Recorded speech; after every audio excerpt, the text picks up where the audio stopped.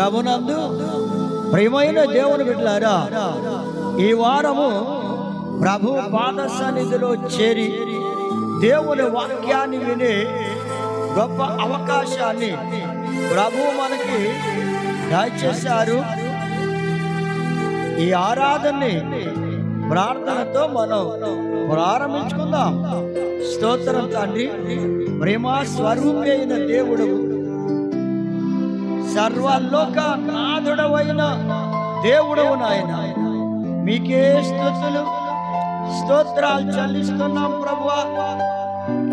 మీ మహాప్రేమను బట్టి మీ పాద సన్నిధికి వచ్చిన మమ్మల్ని జ్ఞాపకం చేసుకోండి. ఏ బిడ్డకు ఏ వాక్యం అవసరమో అట్టి పరలోక సంగతులను మీరు బయలుపరిచి బిడ్డలకు మాకు నేర్పించి మహిమ ఘనత ప్రభావాలు పొందడానికి అనేక ఆత్మలు రక్షింపబడినట్లుగా మీ వాక్యము నాయన మీరే మాటలాడి మహిమ ఘనత ప్రభావములు పొందమని యేసయ్య పరిశుద్ధ నామమును బట్టి ప్రార్థించి వేడుకొనుచున్నాము తండ్రి. ఆమేన్. జెసికా పాట పాడిన తరువాత వాక్యాన్ని విందాం.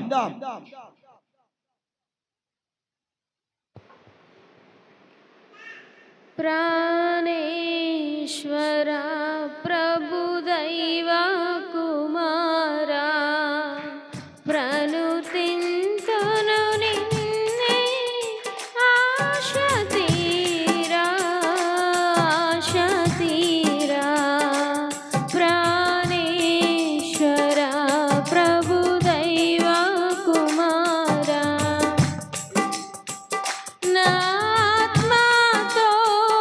పాటలు పాడా నీ కృపలే నాకు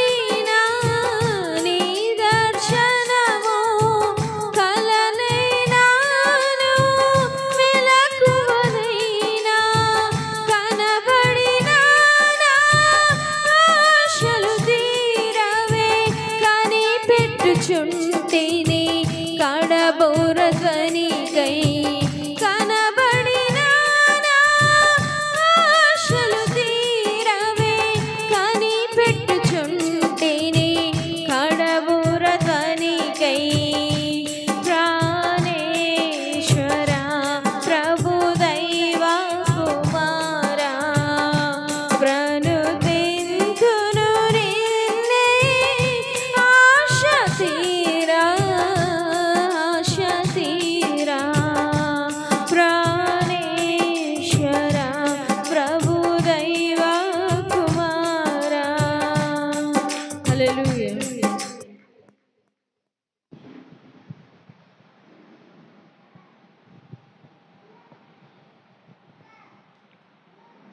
దేవునికి స్తోత్రం. ప్రభునందు ప్రియమైన దేవుని బిడ్డలారా, దేవుని వాక్యాన్ని ధ్యానం చేద్దాం. లూకా సువార్త 19వ అధ్యాయం 5వ వచనం. యేసు ప్రభువారు కన్నులెత్తి చూచారు. అంటే ఎరికో పట్టణానికి ప్రభు వచ్చి ఆ పట్టణములో ఆ పట్టణానికి ముందుగానే ఎంటర్ అయ్యే ముందే రోడ్డు మీదే ప్రక్కన ఉన్న చెట్టు మీద ఉన్న జక్కయ్యను ప్రభువు కన్నులెత్తి చూచారు.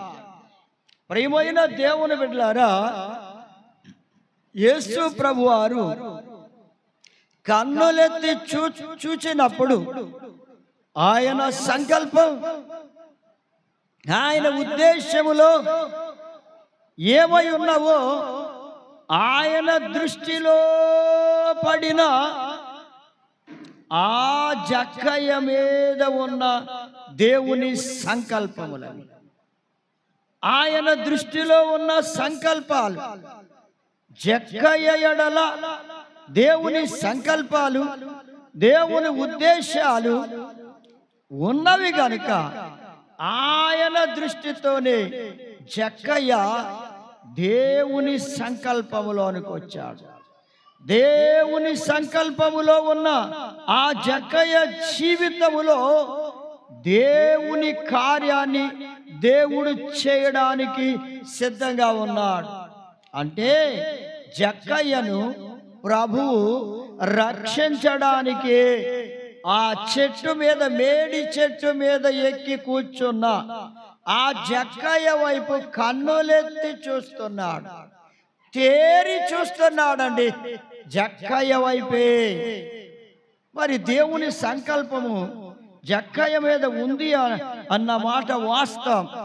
ఎందుకంటే అంతకు ముందు ఆ మార్గములో ప్రభు వస్తున్నప్పుడు అనేక మంది మా ఇంటికి రండి, మరి మా తండ్రి గారు కానీ, మా తల్లి గారు కానీ, మా పిల్లలు కానీ వీళ్ళు బాలేదు, వాళ్ళని స్వస్థపరచాలి అని ఎంతమంది అడిగి ఉంటారో ఎక్కడ ఆయన ఆగలేదు. గాని ఆయన చెట్టు క్రిందకు వచ్చి కన్నులెత్తి పైకి చూచాడు.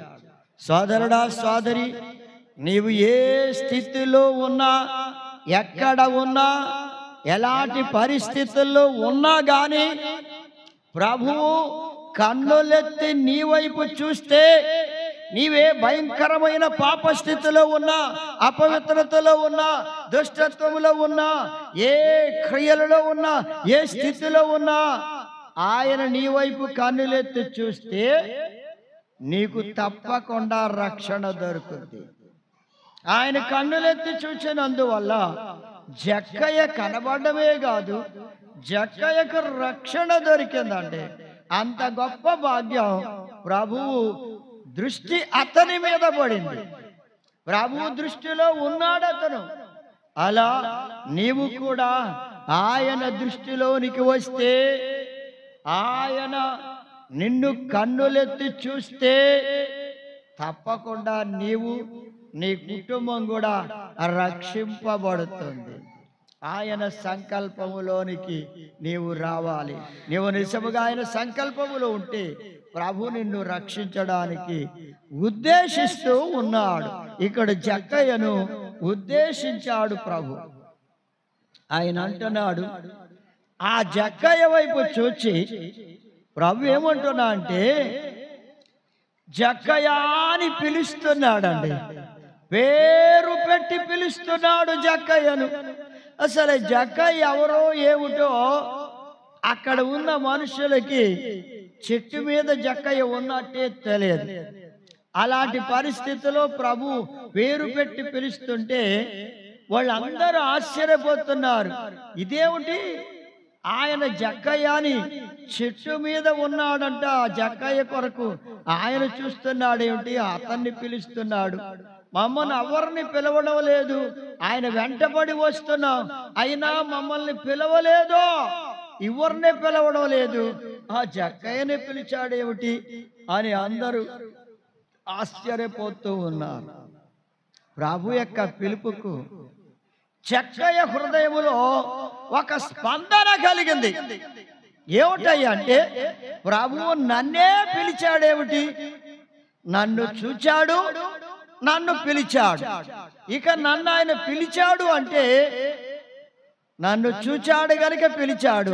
నేనిక ఇక్కడి చెట్టు మీద దాగి ఉండాలే. అతను ఏ స్థితిలో ఉన్నాడు ఆ స్థితిలో ఉండలేను నేను, కిందకి దిగి రమ్మన్నాడు ఆయన. జక్కయ్య త్వరగా దిగి రమ్మన్నాడు. కనుక ఆయన వాక్కుకు, దేవుని వాక్కుకు, యేసు ప్రభు వారి యొక్క వాక్కుకు, యేసయ్య పిలుపుకు అతని హృదయములో గొప్ప స్పందన కలిగిందంటే ఆయనలో ఒక మార్పు మొదలు పెట్టిందండి. ఇక ఆ మాట అతని హృదయములో మారుమరోగిపోతూ ఉంది. అంటే అదే రిపీట్ అవుతూ ఉన్నది. యేసు ప్రభు వారు నన్ను పిలిచారు, నన్ను పిలిచారు. అవును ప్రేమను దేవుని బిడ్డలారా, ప్రభు నీ వైపు చూచి నిన్ను పిలిస్తే నీవు జక్కయ్యవలే, ఆ చెట్టు దిగి వచ్చిన జక్కయ్యవలే నీవు ఏ స్థితిలో ఉన్నావో, ఏ పాప స్థితిలో ఉన్నావో, ఏ మోసములో ఉన్నావో, ఏ అన్యాయములో ఉన్నావో దాన్ని విడిచిపెట్టి దిగి రావడానికి, అనగా ప్రభు దగ్గరకు రావడానికి ఇష్టపడుతున్నావా? నీవు ఉన్న స్థితిని విడిచిపెట్టి రావడానికి, నీవు ఏ స్థితిలో ఉన్నావో, ఏ పరిస్థితుల్లో ఉన్నావు దాన్ని విడిచిపెట్టి ప్రభు పిలుపుకు లోబడి విధేయత చూపి, ఆయన వాక్కుకు విధేయత చూపి ఆయన వద్దకు రావడానికి ఇష్టపడుతున్నావా? జక్కయ్య ఇష్టపడ్డాడు. ప్రేమన్న దేవుని బిడ్డలారా, నీవు ఇష్టపడితే రాగలవు ప్రభు దగ్గరికి, ఇష్టపడకపోతే దేవుని సన్నిధికి రాలేరు. అందుకే ఆదివారము ఆరాధన కానీ, శనివారం ఉపవాస ప్రార్థన కానీ ఎందుకు రాలేకపోతున్నారు అంటే వాళ్ళకి ఇష్టము లేదు గనుక రాలేకపోతున్నారు. ఇష్టపడిన వాళ్ళు తప్పకుండా ఆయన సన్నిధికి వస్తారు. అది నీ ఇష్టం మీద ఆధారపడి ఉంది. ప్రభు అంటున్నాడు, నేను ఎవరిని ఇబ్బంది పెట్టదలుచుకోలేదు, మీ అంతటా మీరు ఇష్టపడి నా పిలుపుకు లోబడి నా మాట విని నా యొద్దకు వస్తే నేను మిమ్మల్ని రక్షించడానికి సిద్ధంగా ఉన్నాను అంటున్నాడు. అదే జక్కయ్య జీవితంలో అక్షరాల నెరవేరుతూ ఉంది. జక్కయ్య లోబడ్డాడు, పిలుపుకు లోబడ్డాడు. జక్కయ్య అని నా పేరు పెట్టి పిలిచిన ఆయనకి ఎలా తెలుసు నా పేరు? ఇక నేను అక్కడ ఉండలేనిక ఆ పిలుపు నన్ను ఆకర్షించింది. ప్రభు యొక్క పిలుపు ఆకర్షించింది. ప్రభు మాట అతని జీవితానికి ఆకర్షణగా ఉంది. ఆయన మాట అతని హృదయములోనికి చొచ్చుకుపోతుంది. ఆ మాట మీద ఎంత నమ్మకం కలిగిందంటే, యేసయ్య మాట మీద ఆ పిలుపుకు ఆయనకు నమ్మకం కలిగింది. ఆయన దిగి రమ్మన్నాడు అంటే నా ఎడల ఏదో ఒక గొప్ప కార్యము ఆయన చేయబోతున్నాడు అని గ్రహించాడు. దేవుని బిడ్డలారా, చాలా మంది దేవుని సన్నిధికి వస్తున్నారు, దేవుని వాక్యం చేత పిలవబడుతున్నా, దేవుని వాక్యం వారితో మాట్లాడుతున్నా వారు గ్రహించలేకపోతున్నారు. దేవుడు నా ఎడల గొప్ప కార్యం చేయబోతున్నాడు, నా హృదయములో, నా జీవితంలో, నా బ్రతుకులో ఆయన నూతనమైన కార్యం చేయబోతున్నాడు అని గ్రహించలేకపోతున్నారు.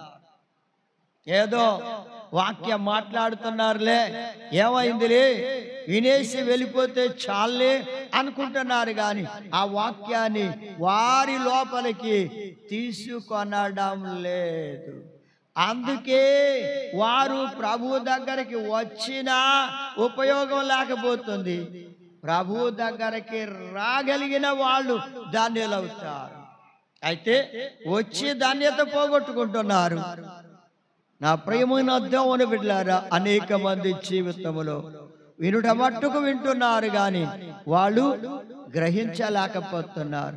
చూచుట మట్టుకు చూస్తున్నారు, కానీ వాళ్ళకి అర్థం కావడం లేదు. హృదయముతో వారు గ్రహించలేకపోతున్నారు.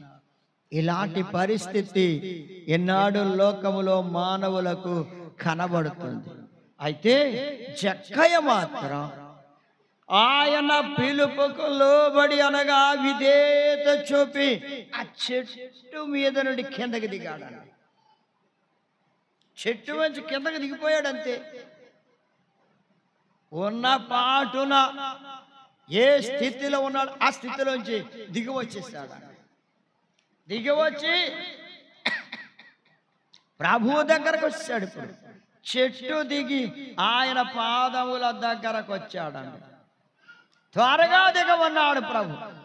అంటే ఇక చూడండి, 19వ అధ్యాయము లూకాసు సువార్త 6వ అధ్యాయములు అంటాడు, అతడు త్వరగా దిగమని ప్రభు అతనితో మాట్లాడగానే అతడు వెంటనే దిగిపోయాడు.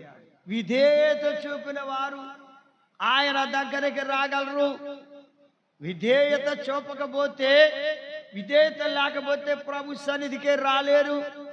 ఆయన మాటకు లోబడలేరు. ఆయన మాటకు విధేయత చూపాడు గనుక, లోబడ్డాడు గనుక వెంటనే దిగి వచ్చాడు. మరి నీవేం చేస్తున్నావు సోదరి సోదరుడా? ప్రభు వాక్యము నీతో మాట్లాడుతుంటే, ప్రభు నీతో మాట్లాడుతుంటే నీ విధేయత చూపుతున్నావా? లోబడుతున్నావా?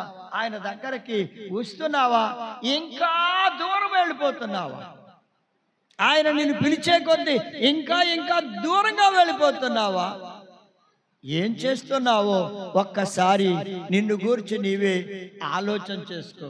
జక్కయ్య త్వరగా అంటే ఏమి ఆలస్యం చేయలేదో, త్వరగా త్వరగా, చాలా త్వరగా, అసలు ఏ కోశాన్ని ఆలస్యం చేయడం లేదు. దేవుని బిడ్డలారా, దేవుని సన్నిధికి రావాలంటే ఎంత ఆలస్యం చేస్తూ ఉంటాం. ఏదో కారణాలు చూపించి, ఏదో పనులు పెట్టుకొని దేవుని సన్నిధికి రావడానికి ఆలస్యం చేస్తూ ఉంటాం. కానీ జక్కయ్య మాత్రం ప్రభు సన్నిధికి రావడానికి, ఆయన దగ్గరికి దిగి రావడానికి, ఆయన దగ్గరికి రావడానికి ఆలస్యం చేయలేదు. వెంటనే దిగిపోయాడండి. ప్రభు మాట గల లోబడాలి, వెంటనే లోబడాలి. ఇక ఏదో ఆలోచించుకొని, సలహాలు తీసుకొని, నేను ఏదో పని చెయ్యాలనుకుంటున్నాను అని ఆలోచించలేదు. ఆయన అసలు ఏ సలహా తీసుకోలేదు, ఏమి ఆలోచించడం లేదు. వెంటనే త్వరగా త్వరగా దిగిపోయాడు. త్వరగా ప్రభు సన్నిధికి రావాలి. ఇక ఆలస్యం చేయకుండా, అశ్రద్ధ చేయకుండా ఆ పిలుపుకు లోబడిన వ్యక్తి వెంటనే దిగిపోయాడండి. త్వరగా దిగి తన హృదయములో యేసు ప్రభు వారిని చేర్చుకొని సంతోషపడిపోతున్నాడు. త్వరగా దిగి ఏం చేస్తున్నాడు? సంతోషపడి చేర్చుకుంటున్నాడు ప్రభుని. దేవుని బిడ్డలారా, సంతోషం వస్తే ప్రభుని నీ హృదయంలో చేర్చుకోగలుగుతా. నీకు సంతోషం కలగకపోతే యేసు ప్రభు వారిని నీ హృదయములో చేర్చుకోలేవు. నీకే సంతోషం లేనిది ఆయన అంటే సంతోషం కలగనప్పుడు ఆయనను ఎలా చేర్చుకుంటావు నీ హృదయములో? అంటే నీ హృదయములో ఖాళీ లేదు. నీ హృదయములో ఖాళీ లేకపోవడం వల్ల నీవు ఆయన చేర్చుకోలేకపోతున్నావు. అందుకే సంతోషం ఉండదు. చాలా పనులు ఉన్నాయండి, చాలా బిజీగా ఉన్నానండి, నేను ఎలా రాగలనండి నా పిల్లల్ని, లేదా నా భార్య పిల్లల్ని, లేదా నా పిల్లల్ని నేను పోషించుకోవాలని నీవు ఆలోచన చేస్తూ నాకు ఇక ఖాళీ లేదండి. ఇక్కడికి రావడానికి ఖాళీ లేదు, ప్రభు సన్నిధికి రావడానికి, ఎక్కడికైనా వెళ్ళడానికి, ఫంక్షన్లకు వెళ్ళడానికి, లేకపోతే ఏదైనా బంధువుల ఇళ్ళకి వెళ్ళడానికి, ఏ కార్యక్రమాలకి వెళ్ళడానికైనా ఖాళీ వస్తుందంట గాని, ఖాళీ ఉందంటే గాని వారికి ప్రభు సన్నిధికి వెళ్ళడానికి మాత్రమే ఖాళీ లేదు. అయ్యా నా బిజినెస్ అండి, నా వ్యాపారం ఏమవుద్దండి, నా వ్యవసాయం ఏమవుద్దండి, లేకపోతే నా ఉద్యోగం ఏమవుతుందండి, అలాగే నా విద్య ఏమవుతుందండి, నాకు అసలు ఖాళీ లేదండి. అయ్యా మా కుటుంబంలో గృహ పరిచర్య ఖాళీ ఉండదండి, అందుకని నేను రాలేనండి అంటున్నావా సోదరి సోదరుడా? జక్కయ్య ఏమి అడ్డు చెప్పడం లేదు, అసలు అడ్డు చెప్పలేదండి. త్వరగా దిగి సంతోషంతో ఆయన్ని చేర్చుకున్నాడు తన హృదయములో. నీకు సంతోషం కలగాలి, ప్రేమనొద్దామని పెట్టారు. దైవ సందుకు వస్తున్నావు, వాక్యం వింటున్నావు, వింటున్నప్పుడు సంతోషం వస్తుందా? సంతోషం కలిగితే ఆ వాక్యాన్ని హృదయంలో చేర్చుకుంటావు. లేకపోతే ఒక్క వాక్యం కూడా నీకు జ్ఞాపకం ఉండదు. వింటున్నావు కానీ ఒక్క వాక్యం కూడా జ్ఞాపకానికి రాదు. ఆ తర్వాత ఇంటికి వెళ్ళిన తర్వాత నీవు ఆలోచించుకుంటే ఒక్క వాక్యం కూడా జ్ఞాపకానికి రాదు. చెప్పారండి బోధ, అంతేనండి, విన్నానండి, అంతే. కానీ ఏం విన్నావో, ఆ బోధ ఏమిటో అది నీ మనస్సులో మెదలాడుతూ ఉండదు, మెదలదు. అంటే మరలా జ్ఞాపకానికి వచ్చే పరిస్థితి లేదు. వదిలేసావు, వింటున్నట్టే విన్నావు, కానీ ఒక్క వాక్యం కూడా నీ హృదయములో నిలువ లేదు. అంటే చూడండి, ఒక పాత్రకి బెజ్జాలుంటే, పాత్రకి బెజ్జాలుంటే దానిలో నీరు పోస్తే ఆ నీరు ఉంటుందా? ఆ బెజ్జం గుండా బయటకు పోతుంది. అలా నీవెంత వాక్యం అనే నీటిని నీ హృదయం అనే కుండలోనికి చేర్చుకున్నా అది బయటకు వెళ్ళిపోతుంది. అంటే ఏదో ఒక లోటు, ఆ కుండకు బెజ్జం ఉన్నట్లుగా నీ జీవితంలో ఏదో లోటు ఉన్నది, ఏదో బలహీనత ఉంది, ఏదో అవిధేయత ఉన్నది. అందుకే వాక్యము నీలో నిలవడం లేదు, అది నీ ఎడల పని చేయడం లేదు, నీకు జ్ఞాపకం ఉండకపోవడానికి కారణం అదే. ముందు నీవు చేయాల్సిన పని, ఆ బలహీనత ఏదో దేవుని ముందు పెట్టు, ఆ అవిధేయత ఏదో దేవుని ముందు పెట్టి, వీటి నుండి నన్ను విడిపించు ప్రభువా, నాకు సహాయం చేయండి. భూమి ఆకాశములను సృజించిన సృష్టికర్త అయిన దేవా, నాకు సహాయం చేయండి వీటిని జయించడానికి, ఈ బలహీనతల్ని, ఈ అవిధేయతను జయించడానికి నాకు సహాయం చేయండి అని నీవు ప్రభు పాదాలు పట్టుకునే అనుభవానికి రావాలి. అయితే ఇప్పుడు జక్క ఏ అనుభవానికి వచ్చాడంటే ప్రభు పాదాలు పట్టుకునే అనుభవానికి వచ్చాడు. అసలు ప్రభు ఎవరో తెలియని వ్యక్తి అండి. తనకు ఆయన అక్కర్లేదు, ఏనాడు కూడా ఆయన కావాలన్నవాడు కాదు, యేసయ్య నాకు కావాలన్న వ్యక్తి కాదు. కానీ ఇప్పుడు ఏమంటున్నాడంటే ఆయన నాకు కావాలి, నేను ఆయన కావాలని వచ్చాడు ఆయన. మరి నేను ఆయన నాకు కావాలని ఆయన దగ్గరికి వెళ్తాను. నువ్వు కావాలని ఆయన వస్తే ఆయన నాకు కావాలని వెళ్ళవు ఆయన దగ్గరికి. ఎంత ప్రేమ అండి ప్రభుది. ప్రభు అంటున్నాడు, నీవు నాకు కావాలి, నీ యొద్దకు నేను వచ్చాను, జక్కయ్యా నువ్వు త్వరగా దిగు అంటే దిగిపోయాడే. మరి ప్రభు నాకు కావాలనే దిగాడు.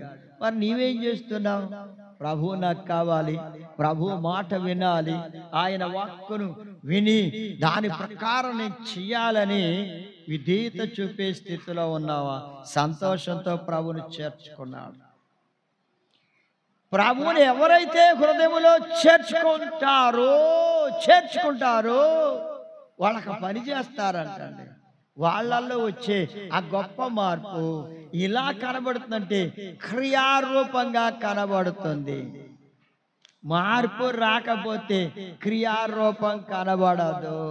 మార్పు వచ్చింది నాలో, నేను దేవుణ్ణి చేర్చుకున్నాను నా జీవితంలో అన్నవారిలో మార్పు కనబడాలి. ఏ మార్పు కనబడకపోతే ఏం చేర్చుకున్నారు ఆయన్ని, యేసు ప్రభువారిని వాళ్ళు ఏమన్నా చేర్చుకున్నవారా? చేర్చుకుంటే మార్పు వచ్చేస్తుంది. ప్రభు నీలోనికి వస్తే, ప్రభు నీ దగ్గర ఉంటే నీ జీవితంలో మార్పు రావాలి. నీ గత జీవిత చరిత్ర అంతా మారిపోతుంది, నీ బ్రతుకంతా మారిపోతుంది, నీ అంతరంగం మారిపోతుంది, నీ హృదయం మారిపోతుంది, నీ ప్రవర్తన మార్చుకోవడానికి నీ వెంటనే లోబడతావు, ఇష్టపడతావు. అందుకే ఇప్పుడు ఏమంటున్నాడు తెలుసా? లూకాసు వార్త 19వ అధ్యాయము 8వ వచనంలో చూస్తే ఆయన జక్కయ్య అనే వ్యక్తి యేసు ప్రభు వారి పాదాల దగ్గరకు వచ్చి అంటున్నాడు, అయ్యా, ఆయన పాదాలు పట్టుకుని అంటున్నాడు, అయ్యా, నేను అన్యాయముగా తీసుకొనిన దానికి 4 గంటలు మరలా చెల్లించేస్తాను ప్రభు అని ఆయన పాదముల దగ్గర ఏం చేశాడో తెలుసండి? తన అన్యాయమును, తన అన్యాయ జీవితాన్ని, తనలో ఉన్న అపవిత్రతను, తనలో ఉన్న మోసాన్ని, తనలో ఉన్న పాపాన్ని ప్రభు పాదముల దగ్గర ఒప్పుకుంటున్నాడు. ప్రేమనద్దామని పెట్టారా? ప్రభుని చేర్చుకుని ఏ వ్యక్తి అయినా సరే ప్రభు దగ్గరకు వచ్చినప్పుడు తన జీవితంలో ఉన్న ప్రతి పాపమును ఒప్పుకుంటాడు. ఒప్పుకొని ఏం చేశాడో తెలుసా? ప్రభువా, నా పాపములు క్షమించండి, నేను తిరిగి వాళ్ళకి మరలా 4 గంటలు ఇచ్చేస్తానండి అన్నాడు. క్షమాపణ కోరుకుంటున్నాడు ప్రభుని. అయ్యా, నన్ను క్షమించయ్యా అని బ్రతిమలాడుతున్నాడు. అద్భుత రీతిగా, ఆశ్చర్య రీతిగా ఏమన్నాడో తెలుసా? ప్రభు, నీవు క్షమాపణ కోరుకుంటే, నీ పాపాలను ప్రభు దగ్గర ఒప్పుకుంటే ఆయన ఎంత దయగలిగిన వాడో, కరుణ కటాక్షములు కలిగిన దేవుడు గనుక నీ దోషములను క్షమించడానికి, నీ పాపములను కడిగి వేయడానికి ఆయన రక్తాన్ని చిందించాడు. శిలువ మీద బలైపోయి రక్తాన్ని చిందించాడు. ఆయన రక్తములో నీ పాపములను కడిగి ఆయన క్షమించడానికి సిద్ధంగా ఉన్నాడు. జక్కయ్యను క్షమించిన దేవుడు నిన్ను కూడా క్షమించడానికి సిద్ధంగా ఉన్నాడు. ప్రభువు కన్నులెత్తి చూస్తే జక్కయ్య దాగలేకపోయాడు. జక్కయ్య జీవితం అంతా మార్పులోనికి వచ్చింది. జక్కయ్యకు ప్రభువు రక్షణ దయచేశాడు. ప్రభు దృష్టిలోనికి వస్తే నీవు తప్పకుండా రక్షించబడతావు. ఆయన దృష్టిలోనికి రాకుండా నీవు తిరిగినంత కాలం నీ జీవితం అంతా రక్షణ లేకుండానే ఉంటావు. అయితే ప్రేమనొద్దామని బిడ్డలారా, ఇప్పుడు ప్రభు ఒక చక్కని మాట, ఎంత చల్లని మాట చెప్పాడంటే అతని జీవితానికి ఒక గొప్ప మాట మాట్లాడుతున్నాడు అతనితో. 19వ అధ్యాయం లూకాసు వార్త 9వ వచనం అంటున్నాడు, ఇతడును అబ్రహాము కుమారుడే. అంటే విశ్వాసులకు తండ్రి అయిన అబ్రహాము కుమారుడే అంటే ఇతడు కూడా విశ్వాసి అయిపోయాడు. ఇప్పుడు ఇతడు నా యందు విశ్వాసం ఉంచాడు, ఇతని ఇంటికి రక్షణ వచ్చింది. యేసు ప్రభునందు విశ్వాసం ఉంచిన వారి జీవితానికి రక్షణ కలుగుతుందండి. ప్రభు రక్షణ ఇస్తున్నాడు. నేడు ఈ ఇంటికి రక్షణ వచ్చింది. అతను అక్కడికేనా రక్షణ? ఎంత గొప్ప దేవుడో చూడండి. దేవుని యొక్క ప్రేమ కనికరాలు ఎంత గొప్పవో చూడండి. జక్కయ్య లోబడినందుకు జక్కయ్యకు వచ్చిన ఆ రక్షణ అతని ఇంటికి కూడా వచ్చిందన్నాడు ప్రభు. జక్కయ్య ఇంటికి కూడా, అంటే వారి కుటుంబం అంతా కూడా రక్షింపబడింది. ప్రభు ఎంత కృప చూపాడో చూడు. కుటుంబాన్ని రక్షించేశాడు. ఒక్క జక్కయ్య నిలబడితే, జక్కయ్య ప్రభుని చేర్చుకుంటే హృదయములో, అతని భార్య పిల్లలందరినీ ప్రభు రక్షించాడు. జక్కయ్య ఇంటికి ప్రభువు కన్నులెత్తి చూస్తే జక్కయ్య కుటుంబానికి రక్షణ కలిగింది. దేవునికి స్తోత్రం. అలాగే ప్రేమను అద్దామని బిడ్డలారా, నీ జీవితంలో ప్రభు దృష్టిలోనికి రావాలి.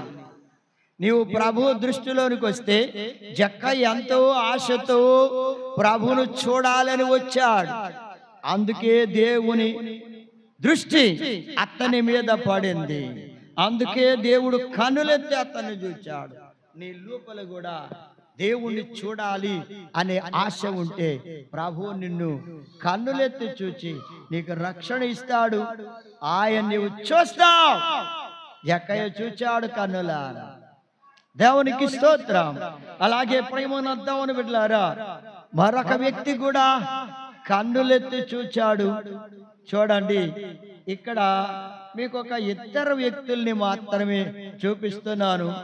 ప్రభువు కన్నులెత్తి చూస్తే రక్షణ కలుగుతుంది. ఇక్కడ ఆదికాండము 13వ అధ్యాయము 10వ వచనంలో చూస్తే లోతు అనే ఒక వ్యక్తి కనబడుతున్నాడు.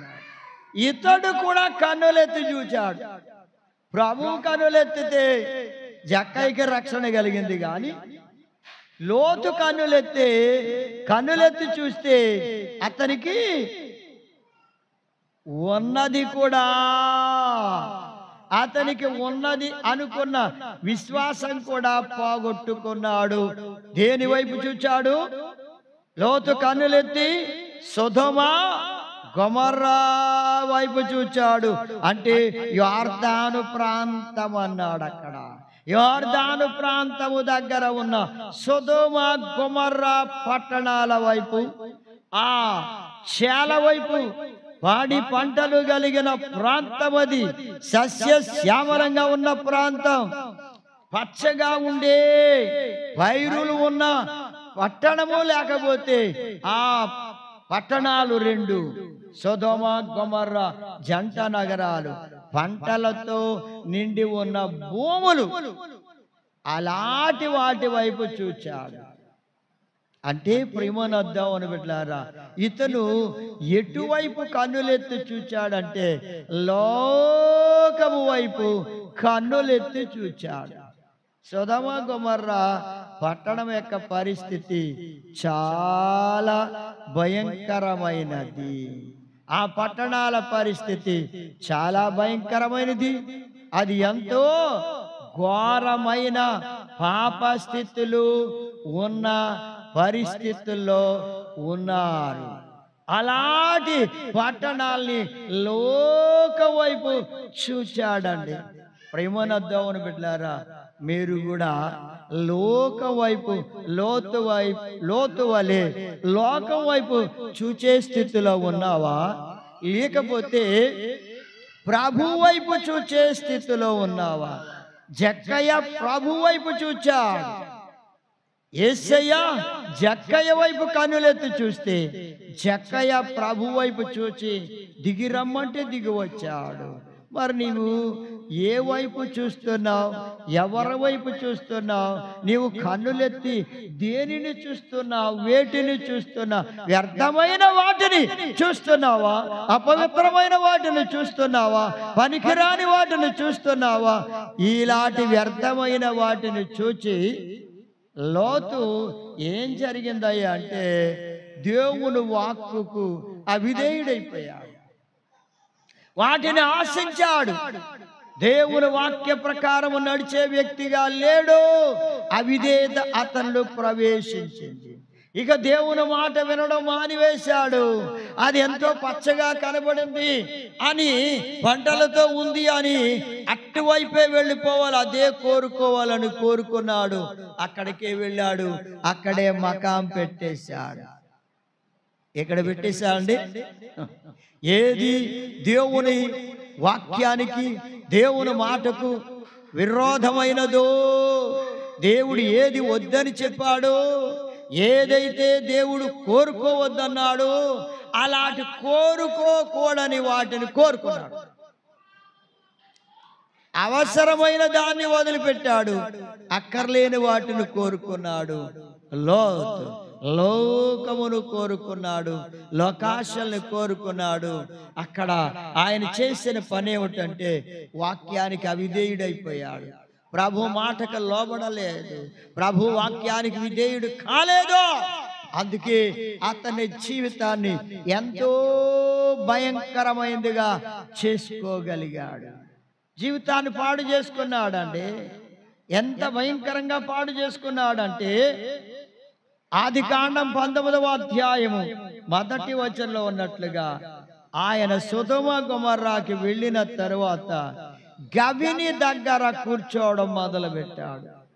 ఊరు గవిని దగ్గర ప్రారంభములో కూర్చోవడం, పెద్ద మనుషులతో కూర్చోవడం, పెద్దవారితో కూర్చోవడం మొదలు పెట్టాడండి. సొదొమ గొమొర్రా పట్టణానికి వెళ్ళకూడదు దేవుని వాక్య ప్రకారం. వెళ్ళాడు, అక్కడ పెద్దవారితో కూర్చోవడం, పెద్ద పెద్ద పరిచయాలు చేసుకున్నాడు. లోక ఆశల్లోను, లోక సంబంధమైన వాటిని, గౌరవాలు గొప్పతనాలు తనకి కావాలని కోరుకున్నాడు. గాని దేవుణ్ణి గౌరవించడం, దేవుణ్ణి గణపరచడం, దేవుణ్ణి మహిమపరచడం అన్ని కూడా మానివేశాడండి. ఇప్పుడు తాను తన గౌరవాన్ని కోరుకోవడం మొదలు పెట్టాడు. అందుకే పెద్దవారి దగ్గర కూర్చోండడం మొదలు పెట్టాడు.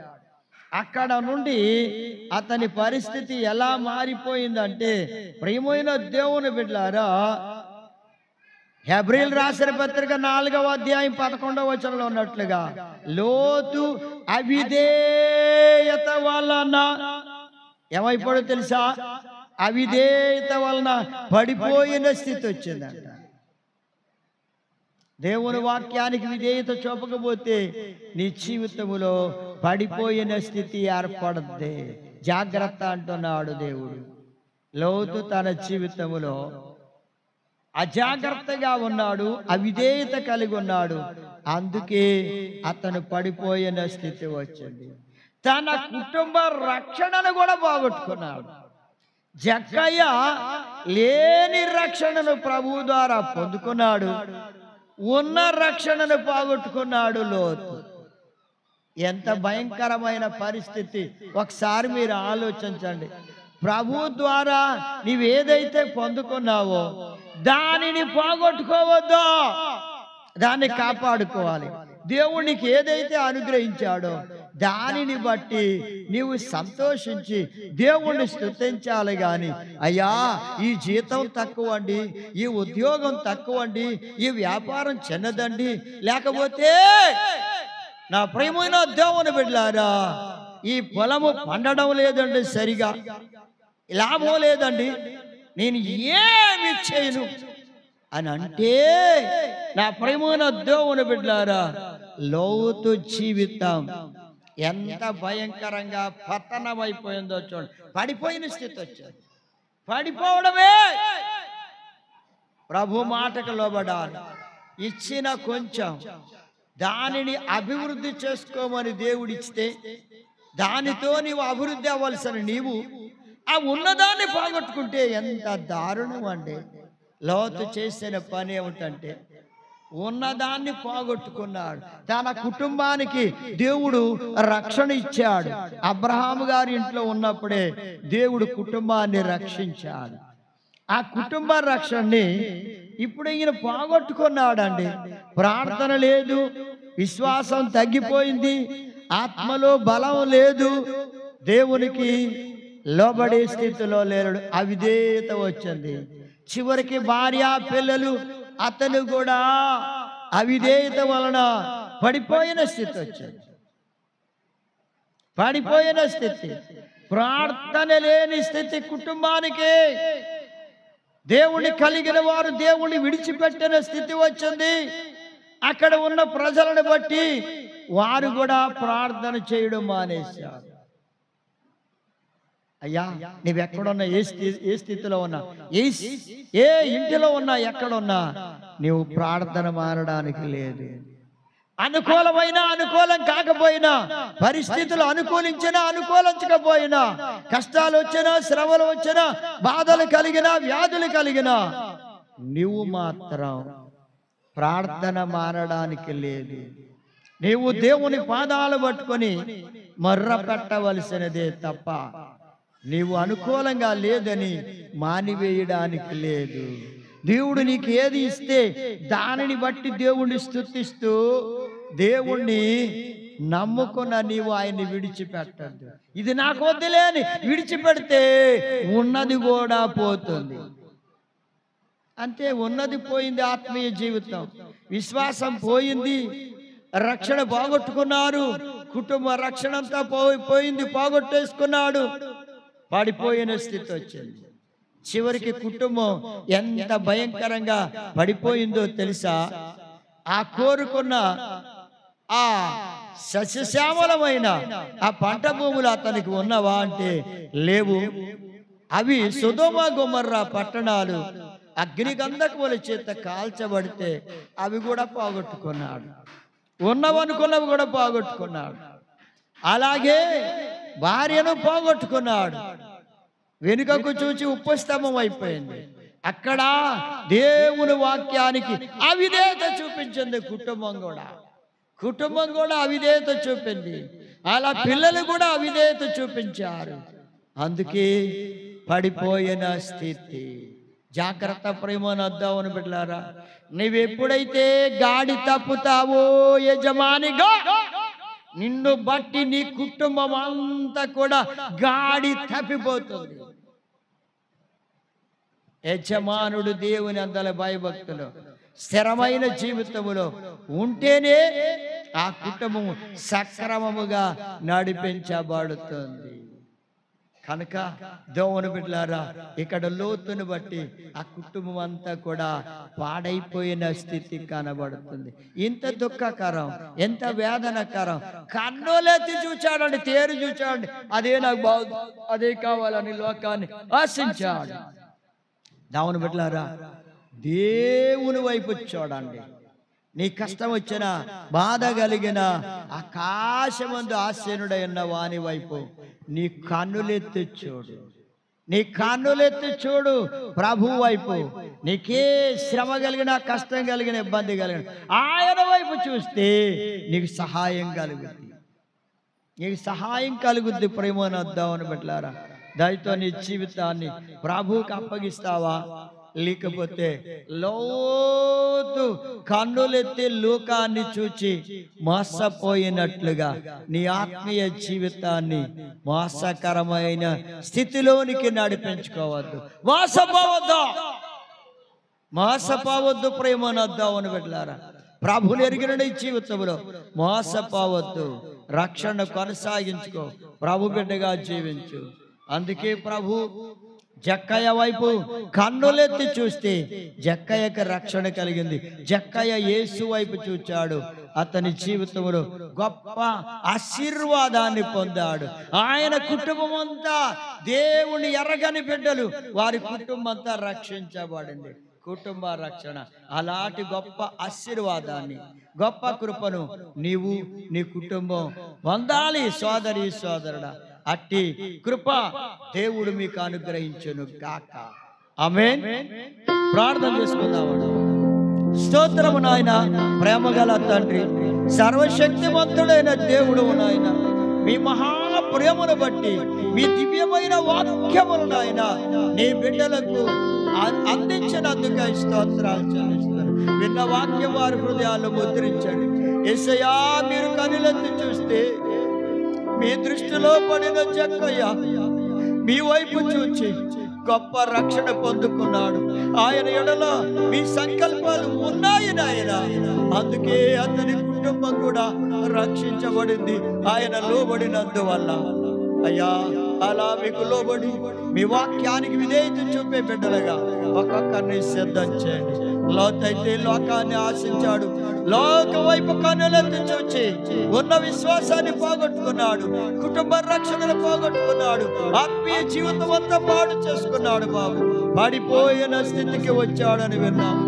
అయ్యా, అలాంటి పడిపోయిన స్థితికి ఎవ్వరు కూడా రాకుండా మీరు తప్పించండి, కాపుదలివ్వండి. మీరు రెక్కల నుండి దాచిపెట్టి విశ్వాసములో ప్రతి బిడ్డను బలపరిచి మహిమ ఘనత ప్రభావాలు పొంది మహిమ పొందండి. అనేక మందిని రక్షించండి. యేసయ్య నామాన్ని బట్టి ప్రార్థించి వేడుకొనుచున్నాము తండ్రి గారు. ఆమేన్. మన తండ్రి అయిన దేవుని ప్రేమ, ప్రభు అయిన యేసుక్రీస్తు వారి కృప, పరిశుద్ధాత్మ అన్యోన్య సహవాసం బిడ్డలందరికీ సదాకాలం తోడై నడిపించును గాక. ఆమేన్.